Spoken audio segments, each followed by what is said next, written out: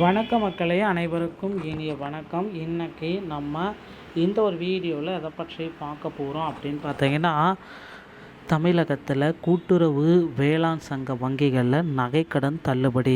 இந்த காணொலியானது இதை பற்றி தான் உங்களுக்கு விளக்குகிறது. தமிழ்நாட்டில் 5 சவரன் வரையிலான நகைக்கடன் தள்ளுபடி குறித்த மிக முக்கியமான அறிவிப்புகளை இந்த ஒரு வீடியோவின் மூலமாக பார்க்கலாம்.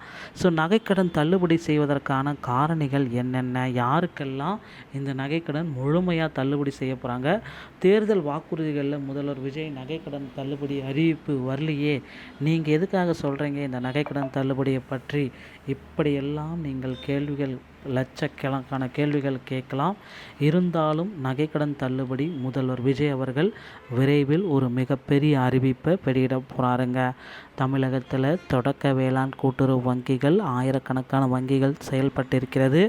இந்த வங்கிகள் மூலம் விவசாயிகளுக்கு தேவையான பயிர்க்கடன், நகைக்கடன், கறவை மாடு, சிறு வணிக கடன், மத்திய கால கடனான கிணறு வெட்டுதல், ஆழ்துளை கிணறு அமைத்தல், மூங்கில் வாங்குதல் போன்ற பல்வேறு கடன்கள் வழங்கப்பட்டு வருகின்றன.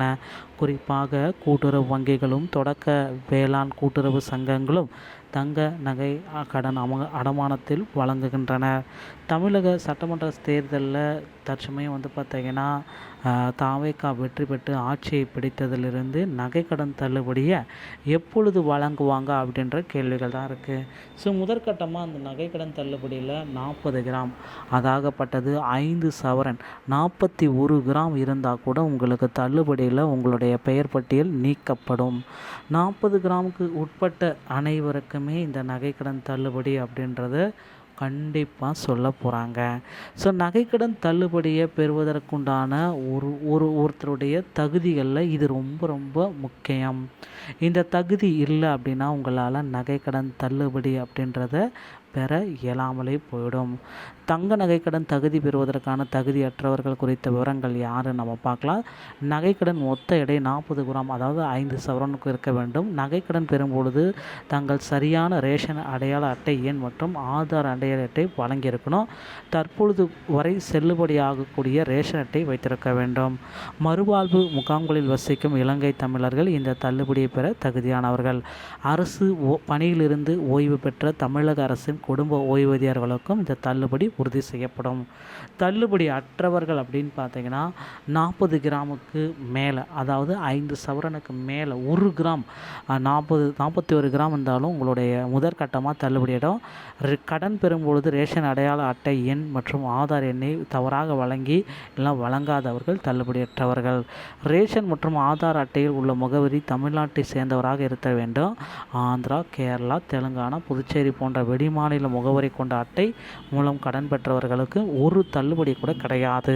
கூட்டுறவு சங்கங்களில் பணியாற்றும் ஊழியர்கள், அவர்களின் குடும்பத்தினர் மற்றும் நிர்வாக உறுப்பினர்களுக்கும் தள்ளுபடி கிடையாது. தற்பொழுது அரசாங்க வேலையில் இருப்பவர்களுக்கும் தள்ளுபடி கிடையாது. போலி நகை வைத்து கடன் பெற்றவர்களுக்கும் தள்ளுபடி கிடையாது. நகைக்கடன் தொகையை ஏற்கனவே முழுமையாக செலுத்தியவர்கள் இல்லை பகுதியளவு செலுத்தியவர்களுக்கு கூட தள்ளுபடி கிடையாது. தகுதியுள்ள நபர்களுக்கு இந்த தள்ளுபடியானது வரும் மாதத்தின் 1ஆம் தேதி முதல் அமல்படுத்தப்படும். ஸோ ஜூலை 1ஆம் தேதியிலேருந்து இதற்கான அறிவிப்புகளை வெளியிடுவாங்க அப்படின்றது எல்லோருக்குமே எதிர்பார்க்கப்பட்ட ஒரு அறிவிப்பு. ஸோ முக்கியமாக எந்தெந்த வங்கிகளில் இந்த தள்ளுபடியை மேற்கொள்ள போகிறாங்க அப்படின்றது தான். ஸோ தள்ளுபடி பெறுவதற்கான வங்கிகள் அப்படின்னு பார்த்தா முதற்கடியாக கூட்டுறவு சங்கங்கள் மற்றும் கூட்டுறவு வங்கிகள். கூட்டுறவு சங்கங்கள் மற்றும் முதற்கட்டமாக பணியாற்றும் ஊழியர்கள், அவர்தம் குடும்ப நிர்வாக குழு உறுப்பினர்களுக்கு இந்த தள்ளுபடி கிடையாது. ஸோ வங்கிகளில் பார்த்திங்கன்னா தள்ளுபடி என்ற பட்டியல் வங்கிகளின் பெயர்கள் பார்த்திங்கன்னா இந்தியன் பேங்க்கு, கூட்டுறவு பேங்க்கு, தொடக்க வேளாண்மை கூட்டுறவு பேங்க்கு. இந்த வங்கிகளில் கடன் பெற்றிருந்தீங்கன்னா முதற்கட்டமாக தள்ளுபடி உங்களுக்கு கொடுக்க போகிறாங்க. இந்த ஒரு வீடியோ உங்களுக்கு பிடிச்சிருந்தால் நீங்கள் நம்முடைய சேனலோடு இணைந்திருங்க. மீண்டும் ஒரு நல்ல தகவலோடு நான் உங்களை சந்திக்கிறேன். நன்றி, வணக்கம், தேங்க்யூ.